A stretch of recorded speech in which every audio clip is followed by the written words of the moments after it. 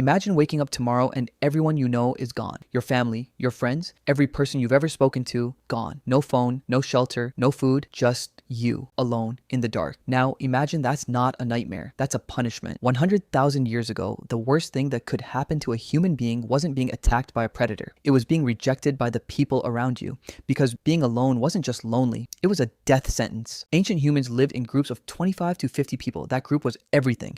It was your food supply, your protection, your warmth at night. Without it, you had nothing. No fire meant predators could approach in the dark. No group meant no one to watch while you slept. No sharing meant when the hunt failed, you starved alone. The tribe wasn't just your community, it was your life support system. So what happened when that system rejected you? There were no courts, no judges, no written laws, but there were rules. And when someone broke them badly enough, the punishment wasn't violence. It was silence. Anthropologist Christopher Boehm spent decades studying hunter-gatherer justice systems across 150 different societies. His finding? The most severe punishment in almost every group was the same. Exclusion. First came whispers. People stopped sharing food with you. Then came distance. No one sat near you at the fire. Then came the point. One morning, the group packed up and left without telling you. You woke up alone. No warning. No appeal. No second chance. Just an empty camp and the sound of the forest. Not everything got you banished. Minor conflicts were handled differently, but three things could get you expelled from almost any ancient group. The first was hoarding. If you took more food than your share during a shortage, you were stealing survival from everyone else. The second was repeated violence within the group. One fight could be forgiven. A pattern of aggression made you a threat to everyone's safety. The third and most serious, betrayal. Leading a predator to camp. Abandoning someone during a hunt. Giving away the group's location to rivals. These weren't just crimes. They were existential threats. And the group's response was immediate and total. You were erased. Here's where it gets brutal. The moment you left that camp, your life expectancy dropped dramatically. At night, without fire, predators could approach within feet before you heard them. Cave lions hunted in groups, hyenas ran in packs of 20. A lone human in the dark was not a predator, it was prey. Beyond predators, there was the problem of food.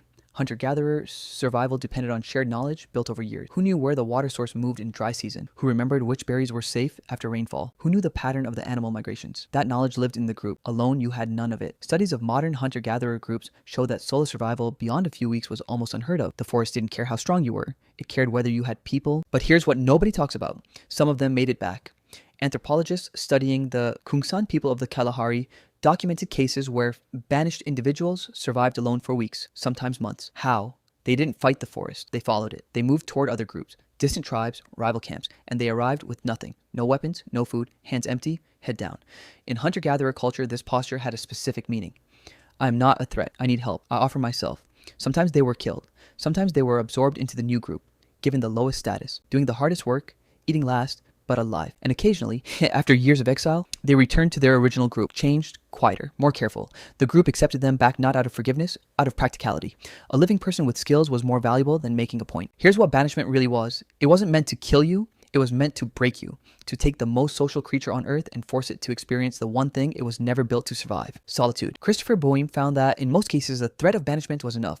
People almost never had to actually exile someone permanently. The fear of it was the punishment, the knowledge that the group could simply walk away and leave you with nothing. That knowledge kept people cooperative, generous, and careful in ways no law or prison ever could. They didn't need a justice system.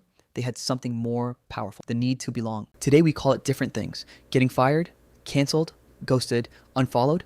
The platforms change. The feeling doesn't. That panic you feel when someone stops responding to your messages, that dread when you walk into a room and feel invisible, that's not weakness. That's 300,000 years of survival programming telling you the same thing it told your ancestors. Without the group, you don't make it through the night. Modern life gave you walls and grocery stores, but your nervous system still thinks you're 100,000 years ago. Still scanning, still calculating. Am I still in the group? Do they still want me here?